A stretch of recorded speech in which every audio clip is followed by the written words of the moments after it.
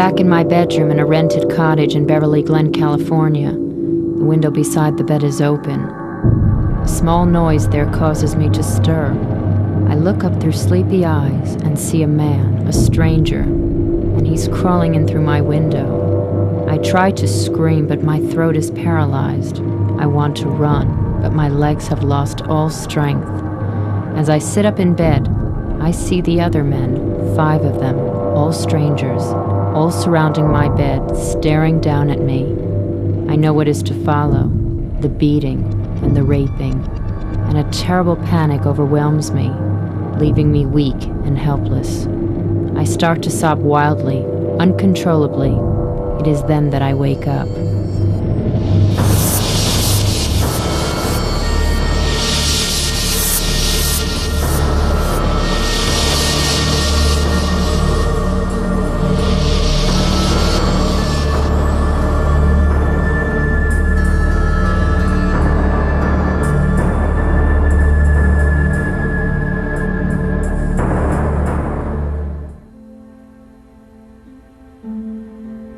In April of this year, the star of the world's most famous porn film, Deep Throat, known internationally as Linda Lovelace, died of injuries sustained in a car crash.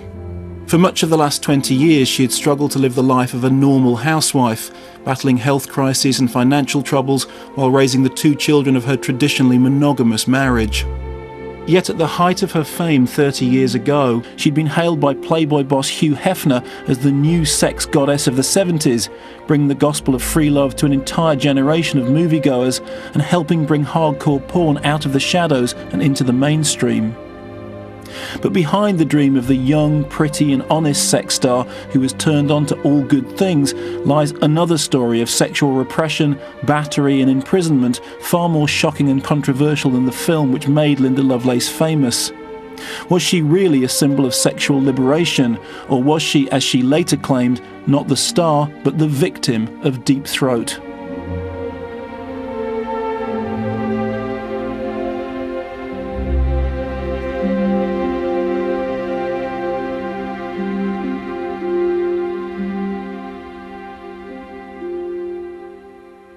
According to Inside Linda Lovelace, an autobiography published at the height of her fame, Linda lived for sex. Born in the Bronx in the early 50s, she was the daughter of a strict New York cop and an uptight Catholic matriarch who believed that sex was for procreation alone. Moving to Westchester County at the age of 3 and from there to Florida before returning to New York to graduate from the Maria Regina Catholic School in Hartsdale, young Linda divided her time between dreaming of becoming a nun and indulging forbidden sexual fantasies. At the age of 12, this biography claimed, she became an incorrigible masturbator, and as a teenager she started go-go dancing with a high school group, an experience which taught her that she was a natural exhibitionist. After graduating in New York, Linda returned to Florida to move in with a former classmate named Patsy, a dancer and sometime model with whom she watched her first pornographic 8mm movie. But it wasn't until Patsy's friend Charles Chuck Traynor spotted Linda sunbathing and subsequently introduced her to the joys of sex that Linda really discovered her destiny.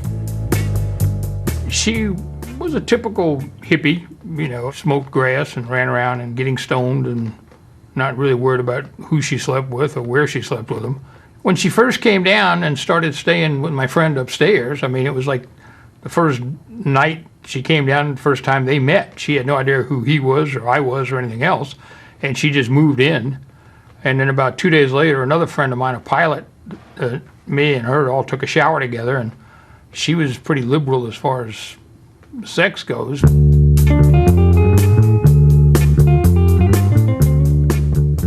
That fat rock-like muscle tore into me like a battering ram, and I nearly fainted from shock. Sex was a dream until that big moment when it all started to come true. Then I knew what I really wanted. No convents for this child. I wanted what I finally gained: sexual freedom, spiritual happiness, and complete fulfilling love. My God now is sex. Without sex, I would die. Sex is everything.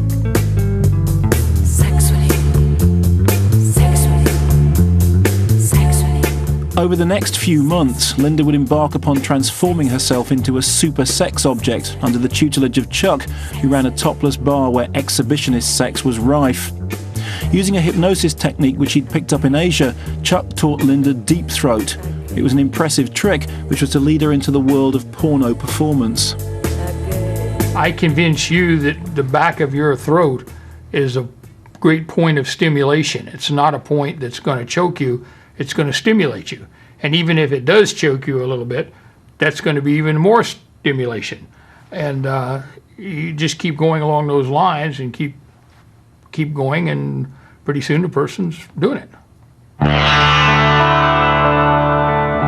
Well, Linda Lovelace's oral sex technique basically involves getting a penis that is very large past her gag reflex, which is at the back of her tongue, I think, and taking it into her throat. And once you can get over that, then it's the same principle that a sword swallower uses, who can swallow like a 24-inch steel blade.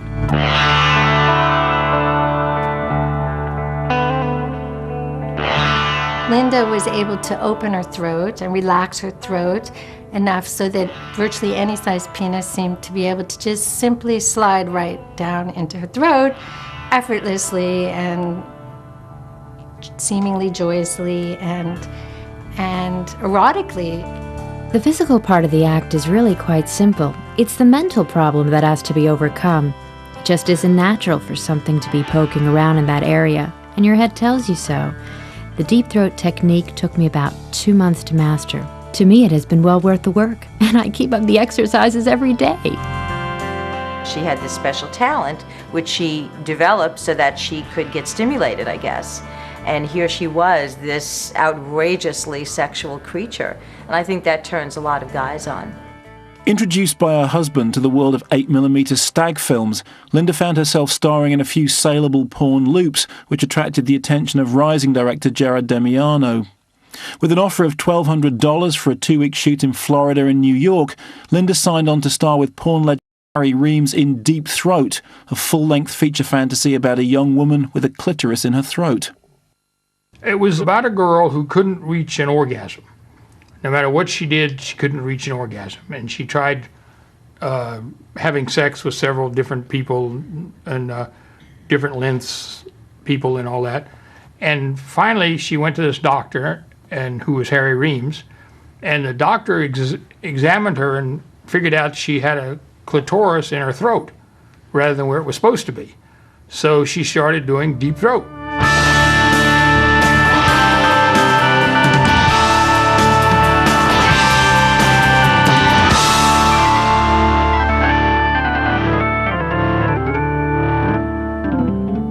Deep throat essentially is a piece of vaudeville.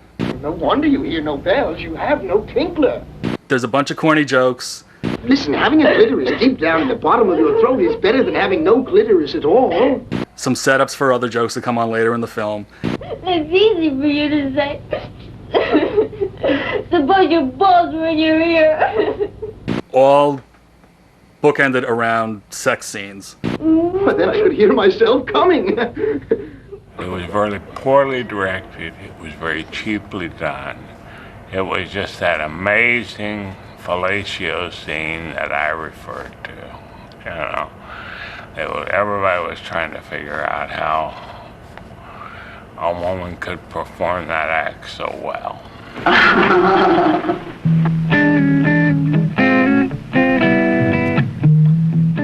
For Linda, the most difficult part of the filming was learning her dramatic and comic lines, of which there are an unusually large number for a porn flick, and covering up the unsightly injuries which her energetic bedroom lifestyle produced. When you're in my business, you have to live in a velvet box. The big fear is bruises on the old bod. Before Deep Throat, I practically wrapped myself in styrofoam to keep the bruises away. Would you believe that the day before we started shooting, I bumped against a stupid bedpost and ended up with a bruise on my hip that looked like I'd been in a scrimmage with the LA Rams? I bet a lot of you noticed it, and how one of my ballers tried his best to cover it with passionate moves. The problems we screen sirens have.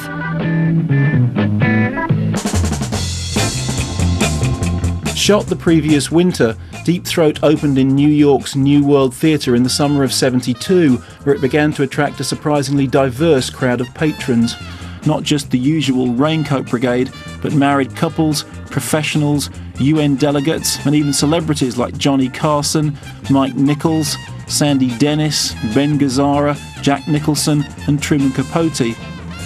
By the time Deep Throat closed at the World in March '73, it had been seen by almost 250,000 people, grossing over $1 million and becoming a media phenomenon, written about in highbrow papers like Esquire magazine, in which Nora Ephron wrote, not to have seen Deep Throat seemed somehow derelict.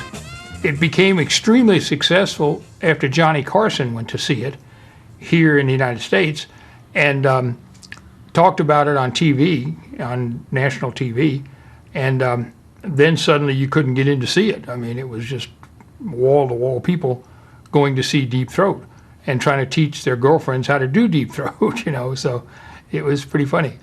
Deep Throat appealed to a wider audience, and people were curious. And I think Linda's, gimmick of her Deep Throat talent was just so amazing at that time. Deep Throat was indeed a couples movie because it was one of the first to actually put a storyline, as silly as it was. And that was around the time that it became sort of fashionable for people to go as a couple and look at these movies, even though they were still in the theaters. The first time that I saw Deep Throat was with a girlfriend in college. We rented it on a weekend home from college. My parents were gone. We go to the video store, watched the movie, and she gave me a brilliant blowjob at the end of it. So I was very happy about seeing Deep Throat. Not even the law could stop Deep Throat, although it tried. In late February '73, Judge Joel Tyler famously ruled against further performances of the film in Manhattan. This is a nadir of decadence, indisputably obscene by any legal measurements. Its dominant theme, and in fact its only theme, is to appeal to prurience in sex. It is hardcore pornography with a vengeance. It is neither redeemed nor redeemable, lest it be by the good camera work, editing, clarity, good color, and lack of grain which a defense witness, a movie critic, was apparently impressed with. But this is hardly enough to remove it from the pale of obscenity. According to the entertainment industry Bible Variety, Judge Tyler's decision to ban Deep Throat and slap mature enterprises with a hefty fine merely made the film and its outspoken star more saleable. I don't think anybody should regulate anything. I think it should be up. I don't believe in censorship. I don't believe in anything that they're doing. I think people should have their own rights. Linda Lovelace was one of the most famous people in the world at that time. More people knew who she was than Dr. Kissinger. And, a name recognition test, she was right at the top. From demure Catholic schoolgirl to international sex star, Linda Lovelace became the toast of the town, moving into Hugh Hefner's Playboy mansion in Hollywood, hanging out with bad boy stars like Warren Beatty, attending movie screenings with Clint Eastwood, and even enjoying an affair with legendary entertainer Sammy Davis Jr. More movie offers followed, with Deep Throat 2 lined up to cash in on the success of its predecessor, while light comedies like Linda Lovelace for President promised to broaden her appeal yet further. And through it all, Linda Lovelace kept smiling. I'll never stop doing action. I always said that one time that when they have they need a 65-year-old woman to be in an X-rated film, and I'm 65 and I'll be just ready to do it. By 1974, Linda Lovelace was internationally famous as the world's first porno superstar. Yet years later, she would tell another story, a story of an ordeal of rape, prostitution and physical abuse. Was the world's most famous sex star really a willing participant in her life, or an unwilling victim?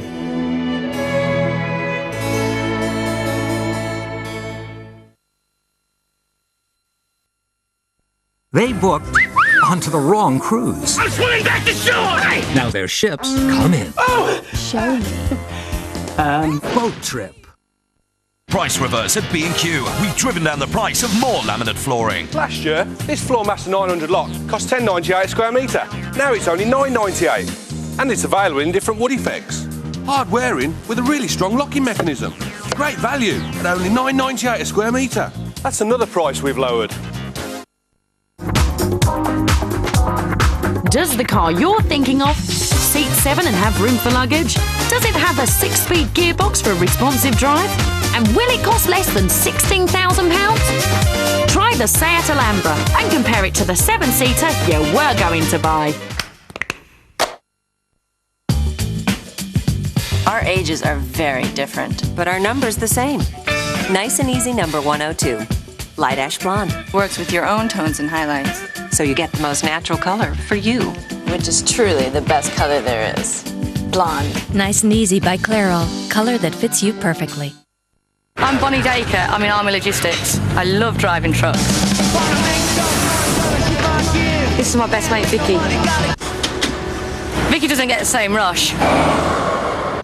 We supply bullets, food, spares, bombs, fuel, nuts and bolts. That's not as easy as it sounds when you're driving a 30-ton bullet magnet.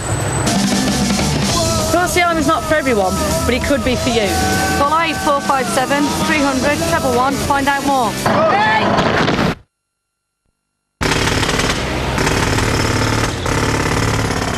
It's gone.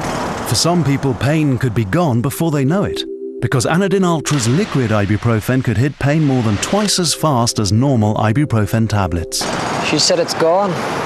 Anadin Ultra, when only fast will do.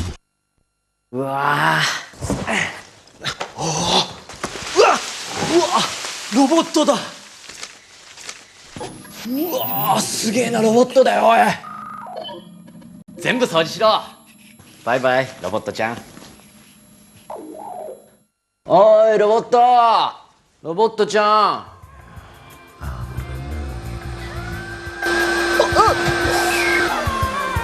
何やってんだよ、お前、人の部屋で。人のベッドで、お前、何やってんだよ、おい。何やってんだよ。 Drink Australian, think Australian. What are you limbering up for? Oh, we're gonna be on that pole tonight. 20% off wine at Tesco. Every little helps. Get 5 CDs for £30 or 3 for £20 at Virgin Megastores and V-Shop. There are hundreds to choose from, including Enrique Iglesias, Coldplay, Moby and Doves. 5 CDs for £30 or 3 CDs for £20. Virgin Megastores and V-Shop. Whatever turns you on.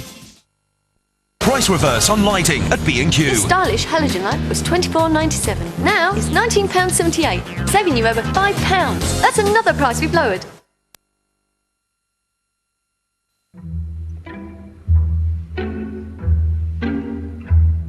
Six years after the publication of her first best-selling autobiography, Inside Linda Lovelace, the former super sex star of the 70s had disappeared off the celebrity radar. Now a housewife with a baby son and a new life, her star had faded as quickly as it had risen. But the publication of a new book, Ordeal, co-written with journalist Mike McGrady, brought her back into the spotlight. Who created Linda Lovelace? Chuck Traynor. Your former husband. Yes. Let's go back to the beginning and your meeting with him and what transpired. In this version of the story, troubled 21-year-old Linda Borman first met Chuck Traynor while sunbathing outside her parents' home in Florida, where she was recuperating from a car crash which had left her stomach badly scarred. Impressed by Traynor's flashy car and eager to escape from a mother who she claimed had beaten and dominated her as a child and who she alleged had forced her to put her own illegitimate child up for adoption, Linda took off with Chuck. She was growing up and she wanted freedom. She had dreams of opening a little shop and of having her own home. I think Chuck fit right into those dreams. Here was a guy who owned a bar, had money to throw around, was obviously very interested in her, and was a powerful presence. She was pretty dumb. So everything she did, she had to be told how to do it, and when to do it, and why she was doing it, and how to dress, and it just kind of rolled along like that, you know, and even partying and going here and there, it was always a matter of telling her what to do.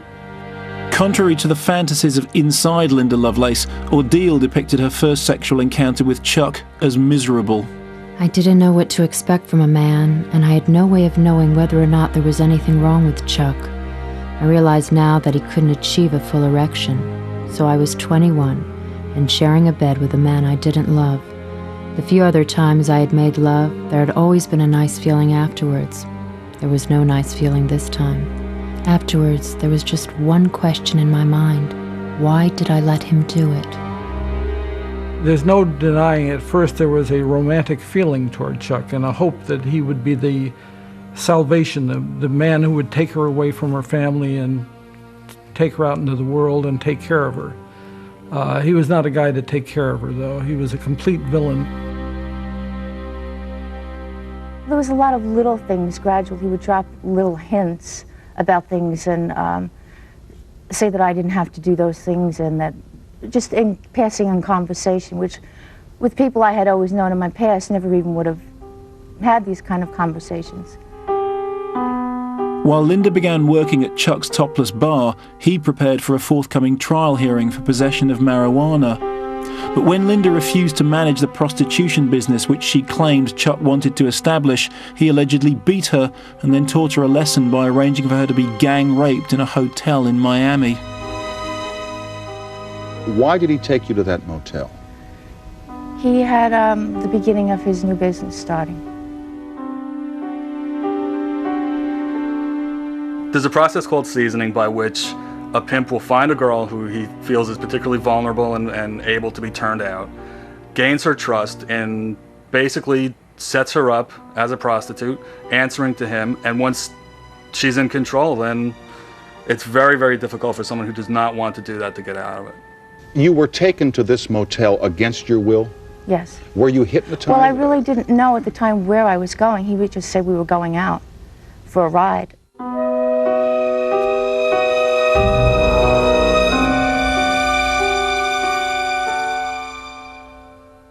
Some guys got together to have a party that I knew and asked me if I knew any good girls. And I said, yeah, I know some good girls. And they said, well, could you bring them over? And I said, yeah.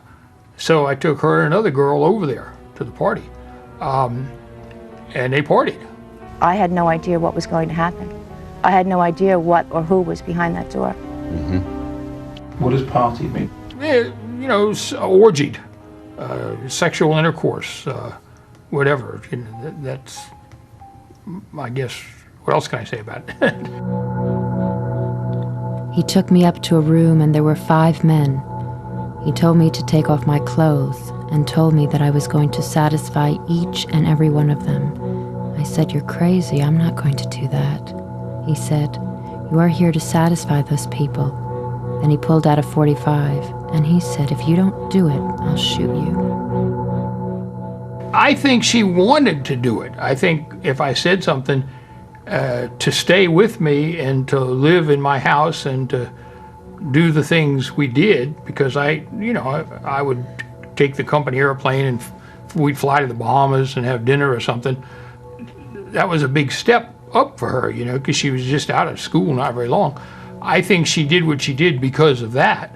I wasn't a pleasant guy to be around when I got mad, but I didn't stay mad for long. I said, "You can't shoot me. There's 5 men out there. They won't just stand there and let this happen." He said, "Are you kidding? These men have wives and businesses and children. They're not going to risk that for some 2-bit hooker." He said that my body would be found, and I would just be another dead prostitute who was shot in her hotel room. Were they aware of the fact that you were an unwilling participant? Oh, definitely. I had tears in my eyes, and one of the men asked for a refund from Mr. Traynor because he was very upset that I wasn't the super freak that Mr. Traynor always brought around. How could she be held there and forced to do these things? I mean, it's just totally ridiculous. If you threaten somebody and you pick up a phone, there's a thing called aggravated assault or conspiracy to commit aggravated assault. She knew that, like I say, I never got arrested for anything. Having introduced her to prostitution, Chuck Traynor began to use Linda Borman as a model for porn photo shoots, which proved an easy source of revenue. On the few occasions that she ran away, she would return, later claiming that he had threatened to kill her friends and family. Linda was very afraid of Chuck Traynor for pretty good reason. In interviews that he gave back in the early 70s and the early 80s when Ordeal was out and about, he comes off sounding like sort of a good old boy. Chuck Traynor used drugs, coercion, torture, harassment, beat me up. Yeah. Sounds bad, huh? It sounds worse than bad. This man obviously had a very intense psychological control over her, and her ability to be controlled this way and her fear of him is rooted in a long, lifelong history of having grown up as a child in fear of her parents. Well, I was the dominant figure. She was a submissive figure. So if it reached a point where dominance had to take over, then dominance took over. I was constantly, pressed with fear. He was always threatening me in some way or shape or form. If you argue to a point and somebody keeps pushing you, fists are bound to fly. I don't mind somebody putting in their 2 cents worth, but I don't want them to argue with me to the point where I get, upset or violently upset. And, that happened on occasions. For the next 2 years, Linda claimed that she lived as Chuck Traynor's prisoner, forced into increasingly sadistic and degrading sexual adventures to provide him with both money and entertainment.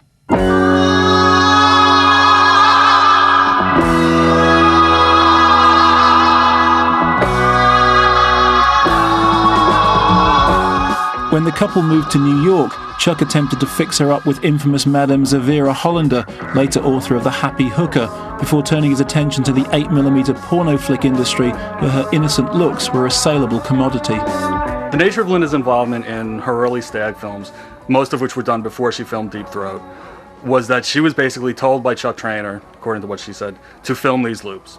It was usually, 2 girls sitting on a couch, started fooling around with each other, and then a guy came in, and they all 3 got in a pile. That was pretty generally what they all were about, You worked for about half an hour, you were paid cash, and you left. It was easy money, and just really almost everyone in the business took part in that for extra money, even though they didn't really want it to be known.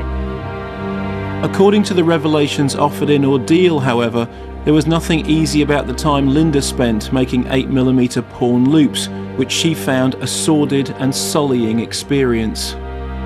Those first 8mm movies were shot in a loft near 48th Street and Broadway by a man called Tom. The bathroom sink was filthy. The floors had never been mopped, and your feet turned black just walking on them. The people who made filthy movies seemed to live in filth. The stag films that Linda made progressively got kinkier and weirder. Linda would appear in a pissing movie. She did a fisting film, and she did a foot insertion film, which was really, in a big way, like a big downfall for her personally, and professionally. You can consider her porn career being a professional endeavor. Although making those early 8mm loops was bearable, it was her allegedly forced participation in one particular film which was to become a defining moment in Linda's revised tale of abuse and demoralization. According to Ordeal, having refused point blank to participate in a dog movie, Linda found herself in a studio in East Village. That was the lowest part of her life. In all our dealings, she could never say the word dog because of what had been done to her with the dog on these 8mm films. She would say, D-O-G, there's a D-O-G over there. First of all, you got to convince the dog that he's going to get top billing. Now you got to convince him what you really want him to do. This dog was obviously trained or knew what to do, and the girl just gets down on her hands and knees, and the dog screwed her. Listen, said Chuck, you're going to make this movie or you're going to die. That's your big choice. Okay, Linda, the director said. Why don't you get undressed and we'll get on with this? No. I advise you to think that over pretty carefully, he said.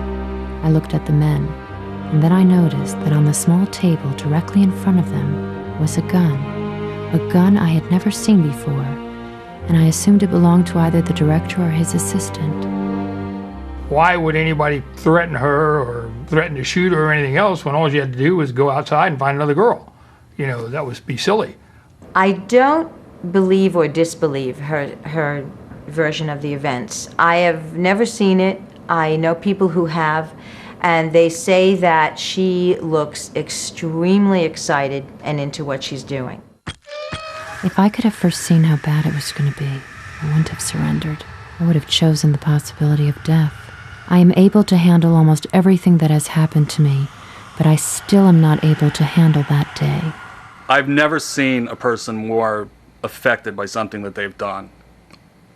I've never seen someone cry the way that she cried when we discussed it. To me, it was extremely believable because her fear and her trembling was so real. There was just no way to fake that. And as everyone has pointed out, she is not an actress. She was not a good actress, and you would have had to have been a great actress to fake her reactions. I was in the deepest valley I'd ever been in, devastated, wanting only to die. I looked up and saw Chuck.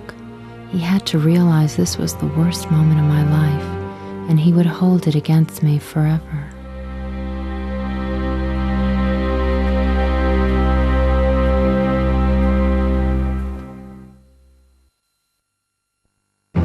Nothing works faster or longer to lower fever than Nurofen for children.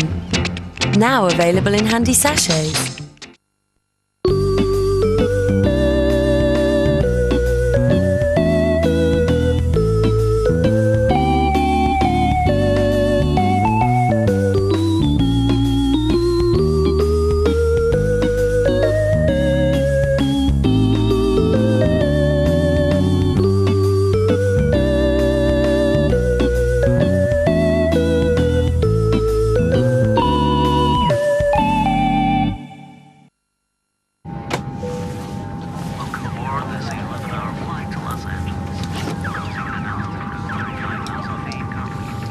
Hello, mate. What's your name? Billy. Billy? Billy what? It's a long way to the US, so choose who you sit next to. Collect 6 tokens from The Guardian and Observer and get 2 seats for the price of 1 with American Airlines. Offer starts Saturday.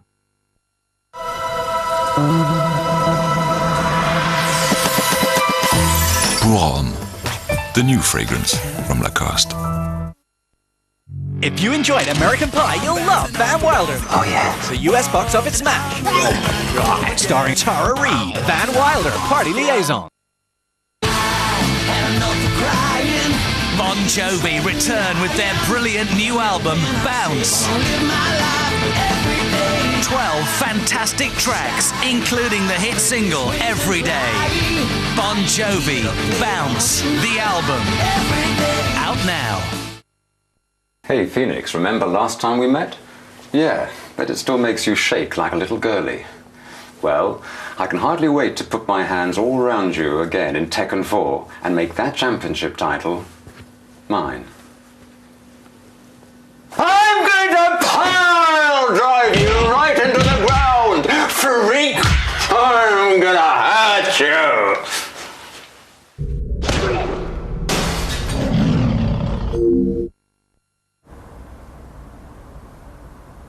15 years ago, the Manic Street Preachers were busking outside this building in Cardiff. They've come a long way since then. They've made it inside. For your chance to see the Manics back at St David's Hall, Cardiff, get one of the specially marked packs of Carling. I'd like you to turn a blind eye to what I have to do. From the director of American Beauty, Road to Perdition is magnificent. 5 stars. I have to protect you now. The most enthralling film you'll ever see. Tom Hanks, Paul Newman, Jude Law. Road to Perdition.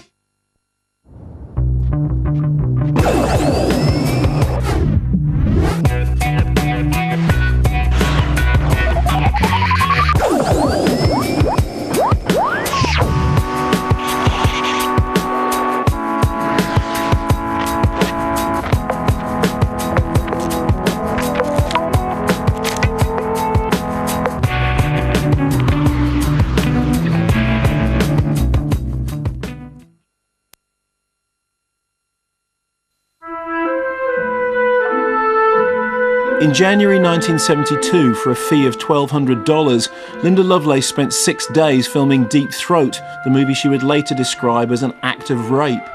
Yet even within the pages of Ordeal, there are descriptions of Linda laughing and enjoying herself on set, a breakthrough for her, but a provocation for Chuck, who found himself for the first time cut out of her business.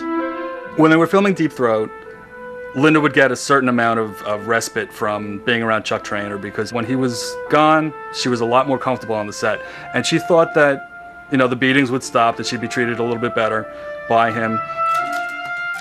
The first day of shooting, everyone was in a good mood. Director Jerry Damiano was happy to be away from his shouting matches with Lou Perry. For the first time in months, I began to feel better. Now with the movie being shot, Chuck wasn't able to get me involved in any of his other ventures or adventures. Something was happening to me, something strange. It had to do with the fact that no one was treating me like garbage. It was a very easy shoot. It went, I'm trying to even remember it.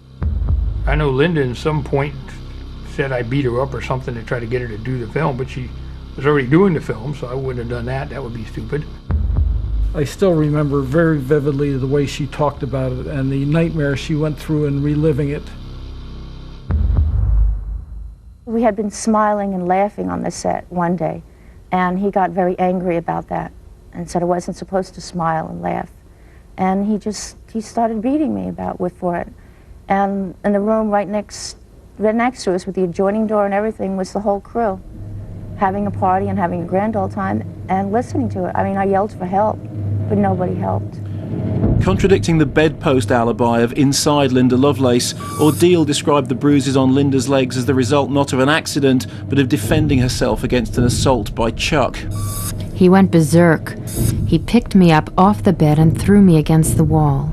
By this time I had learned that the best way to handle a beating was to roll myself up into a tight ball on the floor, protecting my breasts and stomach from his boots. When I was curled up that way, most of his kicks hit me on the legs. I vaguely remember her having a bruise on her leg from something, but I don't remember anything of how if she walked into a bedpost or fell off a diving board or what happened. It looked like huge black and blue marks on her thighs and legs, and to me it was just, I had to look away when I saw that, because I knew the story of how they came to be there, and the amount of pain that went into making her make this movie. Incredible. It could have been anything. I mean, we were riding motorcycles, we were water skiing, we were doing a lot of things. I don't really remember what it was, you know. And I wouldn't hit somebody in the leg anyway. That would be kind of a worthless place to hit them. The greatest complaint the next day was the fact that there were bruises on my body. The director asked, "How am I going to cover these bruises?" No one ever asks how the bruises got there, but I know. People began to understand what this man was doing to her and were very supportive and concerned about her. So that's the irony, is it actually was getting into the adult industry that helped her escape years and years of domestic violence and abuse and prostitution at the hands of her own husband. Linda appreciated the fame that came along with being a porno starlet, not because of the fame itself, but because it sort of insulated her from Chuck Traynor. He wouldn't be beating her up in front of other people. He couldn't bring out a bruised piece of property to an autograph signing. So it made her feel a lot safer. She said that she would still get beat once in a while, but it wasn't as bad. He was a little bit taken care of because some money was coming in. So yeah, I mean, she really appreciated the fact that Deep Throat became as big as it did, because that's what helped her get away from Chuck Traynor. Although her husband could not control Linda during the shooting of Deep Throat, she would later claim that he ruled her subsequent public appearances as her newfound fame began to spread, beginning with her first press interviews in the summer of '72.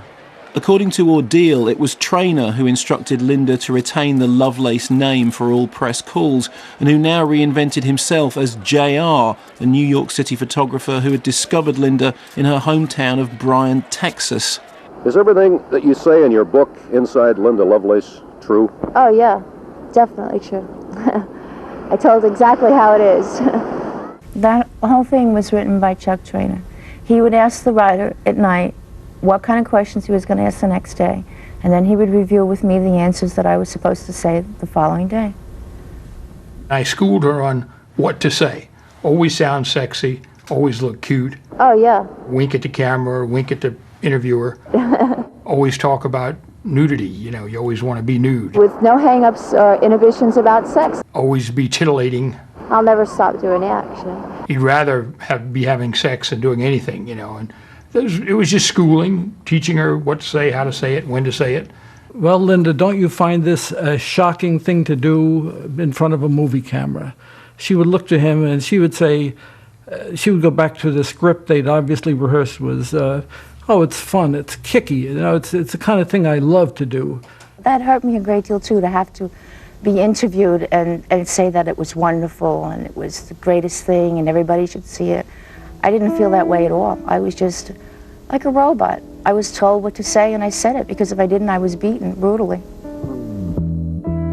As Linda Lovelace became a star, so the standard of her life began to improve, at least on the surface. In early 1973, she was invited to Hugh Hefner's Playboy Mansion in California to shoot a photo spread for the magazine. It was here, during the regular movie screenings that Hef laid on for his special friends, that Linda first began to meet the kind of celebrities who would briefly populate her new social circle. Everybody wanted to party with us. You know, I suddenly was meeting all the people I'd ever fantasized about. And Hefner was always my idol as far as success goes with promoting women. I think that Linda was a little disappointed in going to the Playboy Mansion because of what would go on there. They would have orgy night, like Wednesday night is orgy night at the Hefner Mansion. And they'd import all these hookers and people would come and there would be like this great big, huge orgy. We were given a guided tour of everybody doing everything.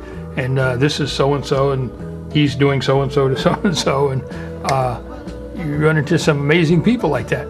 He was able to latch on to the people that were onto his trip also, or into his trip, whatever you want to call it, his sickness.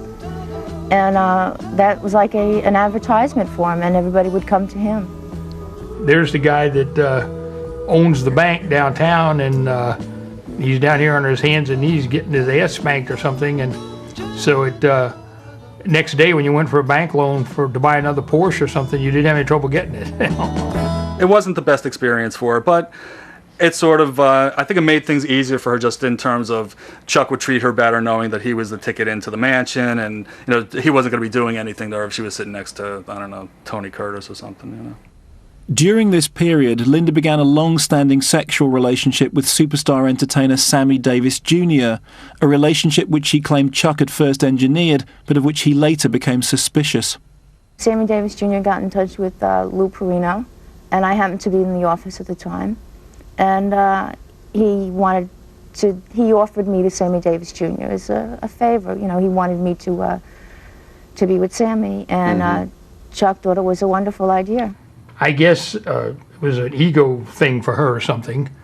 And then, of course, Sammy was a great kind of a guy. If he was making out with some girl, and he'd say, "Oh, I love you," and and all that, But there was never any realism to any love on Sammy's part as far as Linda went. Why would Chuck Traynor always have to involve you with people that he would want to be involved with? Why? Have you ever thought about that? Why he simply couldn't leave you at home? Oh, no. I was an object to him. I was what he considered the most perfect woman, a super freak, always wanting to do some kind of perverted sex. It's all about control. He doesn't want, as battering partners in general don't want their partners to have any access to their family, to their friends, to the outside world. So to the extent that he was losing power, it probably was a great conflict for him. I don't know how she held on. I really don't. I mean, I think that she had a kind of resilience that is very rare in people. Usually these women have no money. They don't have alternatives. They don't have family support. They don't have someone to say, come and stay with me. And only as a last resort, they escape. Linda's immersion into the celebrity world did ultimately provide an opportunity for her to break away from Chuck Traynor as she began to see a new life for herself outside the world of porn. As bad as the notoriety was, it helped me because I found one person that would help me out. And it happened at the spur of the moment when this person said he would help me, and I said, that's it. Having put Chuck Traynor behind her and renounced her role as spokeswoman for the porn generation, Linda Lovelace would re-emerge as the figurehead of an equally controversial movement, the campaign to outlaw and ban pornography, in which she became a leading light, taking on a new role of once victimised feminist icon.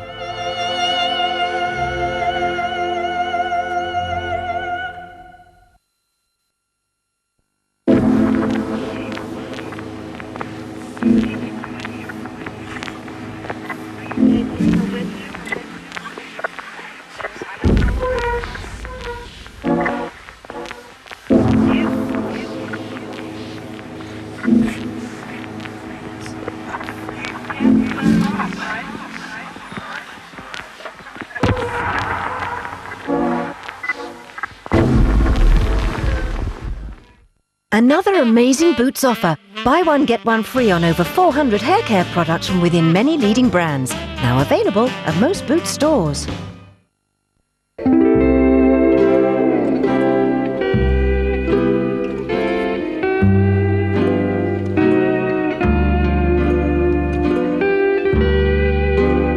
Two out of 3 people suffer from gum disease. Fortunately, Listerine helps to kill the plaque bacteria that causes it. Great news for everybody, except dentists. Listerine. Bad for bacteria, good for gums.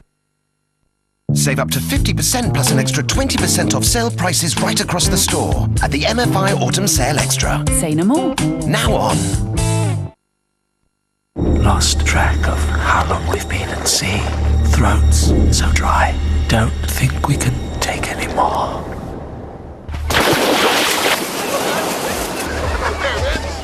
Strongbow. Strongbow. Get a thirst first. Humans are often beset by irrational fears. I know the rope will hold me, but my nerves are still frayed. The same thing happens with your tax return. You know it won't bite, still you back away from it. But help is at hand. Send your self-assessment tax return by September the 30th, and the Inland Revenue will do all your calculations for you. It's never as bad as it looks. Self-assessment. Tax doesn't have to be taxing.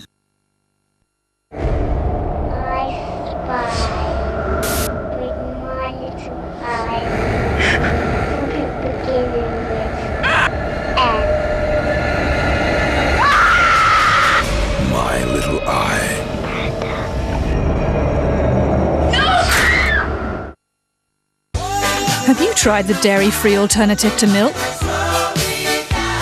Alpro. Dairy-free and delicious. HMV's biggest ever sale is now on. Get Coldplay's Parachutes for just $5.99 and Castaway on DVD for only $11.99. Save an incredible £15 on the American Pie 1 and 2 DVD box set. And with Madonna's Greatest Hits Volume 2 at just $4.99, it has to be HMV's biggest ever sale now on.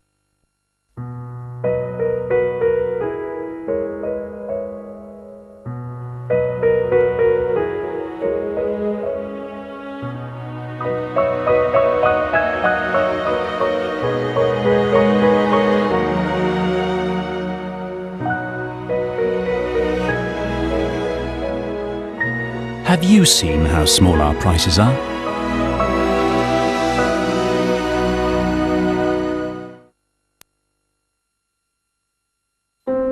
The whole idea that people are still making money off of the fact of my being degraded and abused is absolutely phenomenal to me.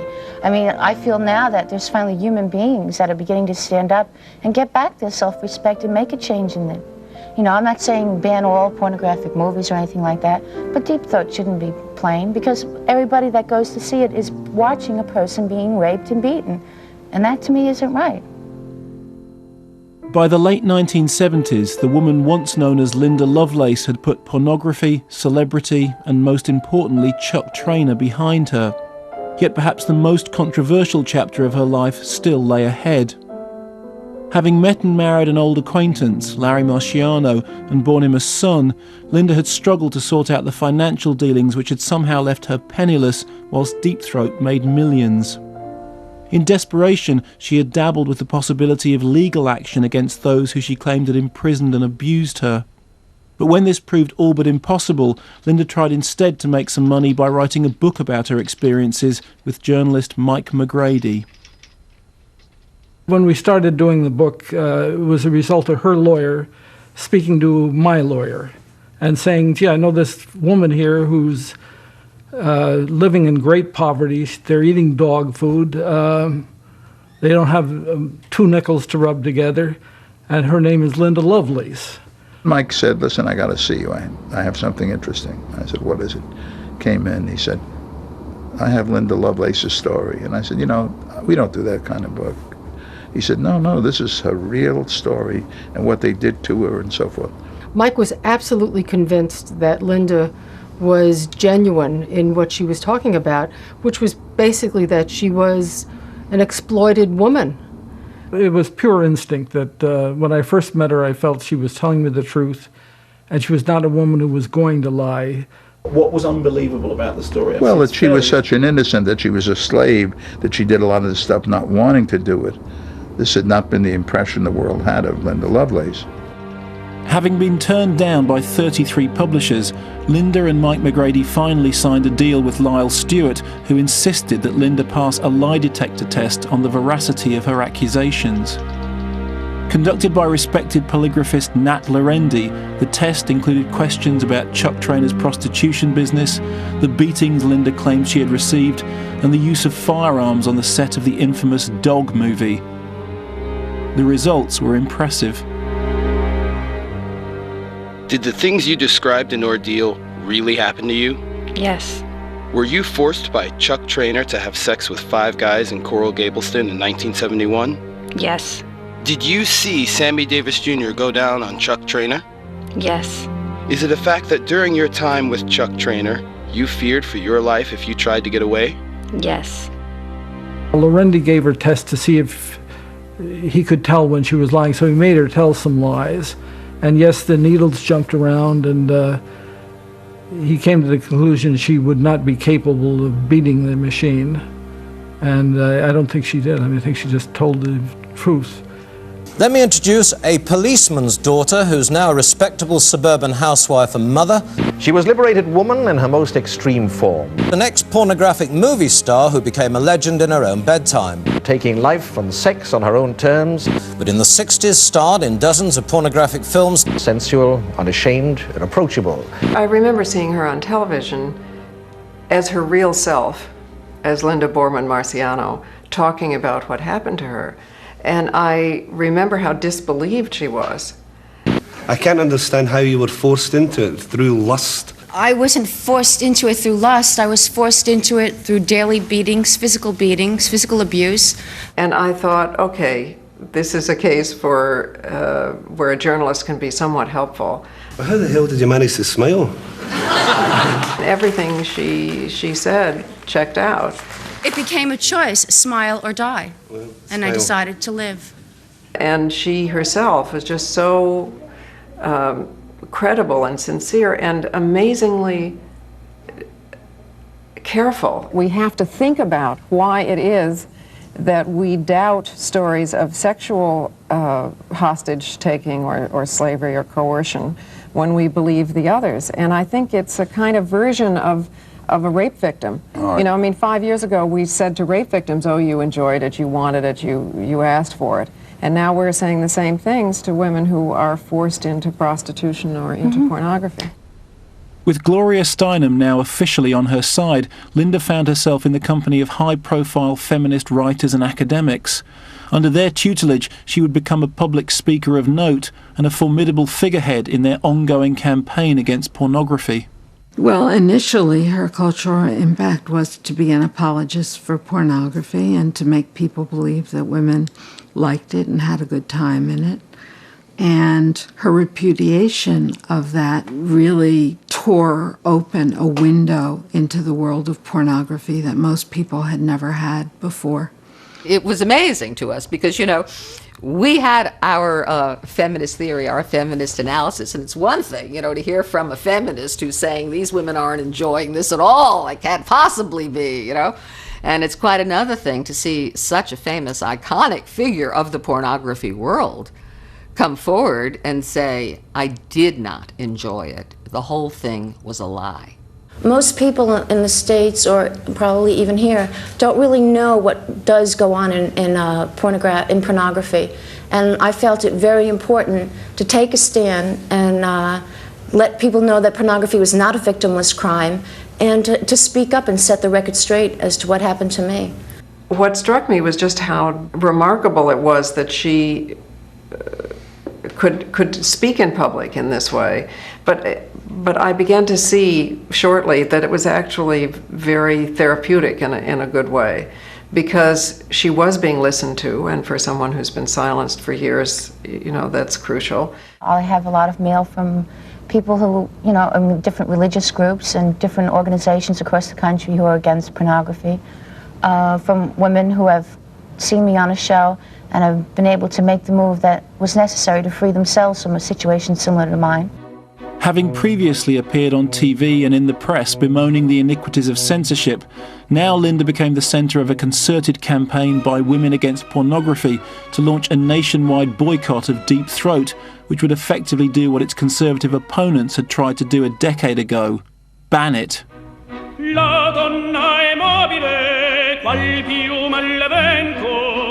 Pornography is to women of all races what anti-Semitic literature is to all Jewish people.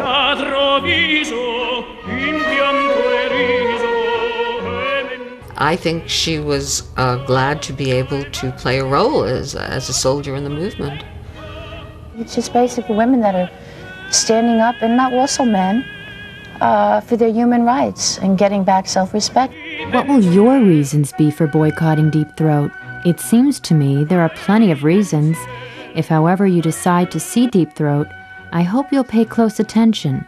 And when you see those huge black and blue marks on my legs and thighs, believe me, you can't miss them. I hope you'll sense my pain and degradation. After all, you just bought a share of it. Linda would carry this new and biting voice against pornography throughout the colleges, campuses and courtrooms of America, and even as far as the streets of London's Soho. With this voice, she would become the feminist movement's greatest ally and the porn industry's greatest enemy. I think that in the case of Linda Lovelace, they saw a great opportunity to have their figurehead. Here it is. Here's our proof. See what happened to this woman? This is what happens to all women in the porn industry. I have no idea what she said or how she campaigned against porn. I think it was totally ridiculous that she did it. I don't know who she was trying to please. Anyone that was going to embrace her and say, yes, you're wonderful, look what a victim you've been, let us help you, join us, become part of our family. This had to have been terribly appealing to her. They hold themselves up as a beacon, you know, for anyone who wants to latch on to them, who are against pornography. So they always exploit them and use them to the fullest degree to get their message out. She was traveling in a different circle, different people, meeting different people. Oh, how could you do that? You know, and particularly when she got in with the women's libbers, you know, which I think they should all be bent over the London Bridge. But I think that's what the problem was. In the closing paragraphs of her 1986 book Out of Bondage, in which she and Mike McGrady documented her high-profile battle against porn, Linda declared that her future life would perhaps consist of giving such testimony against pornography wherever it could be heard. Yet, as ever, the truth turned out to be slightly different. Having divorced Larry in the late 90s and fallen again upon hard times, Linda lost touch with some of her feminist colleagues and befriended porn insider Eric Danville, who introduced her to the movie memorabilia conventions where she could be found signing video copies of Deep Throat. Most surprisingly, she also posed in lingerie for the porn magazine Leg Show and declared herself to be opposed to censorship and disappointed with the women's movement. Whether this brief return to public life was motivated more by financial need than a genuine change of heart remains a matter of heated debate. Only one thing is sure: in death, as in life, the real Linda Lovelace remains an elusive creature. How would you like her to be remembered, if at all? As a survivor, as somebody who, in the face of humiliation, disbelief, physical torture, somehow survived, and survived with an ability to empathize with other people and to be positive. She should be remembered as a pioneer in the porn industry, in the truest sense of the word. I don't know if any of us will ever know who the real Linda Lovelace was, but I can tell you that when I met her those couple of times, and I looked into her eyes, and she looked into mine, there was a very soft, sweet, hurt woman who had had a very, very difficult and tragic life. I'm sad that she died. Really was sad.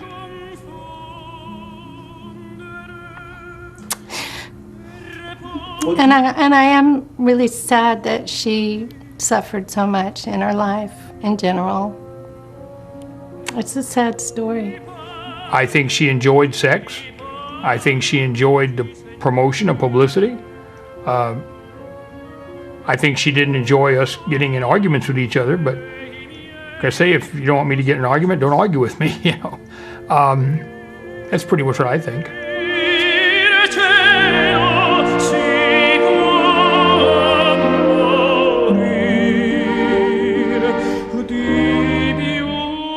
My name is not Linda Lovelace.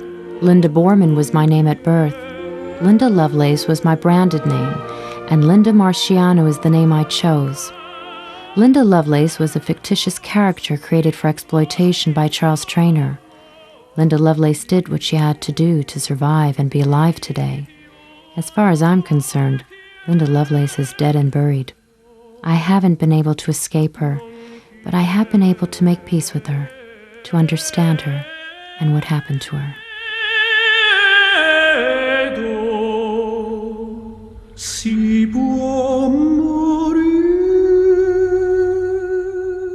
For more exclusive footage about the life of Linda Lovelace, click on channel4.com/film4. And later tonight, narrator Mark Kermode presents our Shooting Gallery films at 1:10. Also tonight, comedy in Scrubs, and that's next.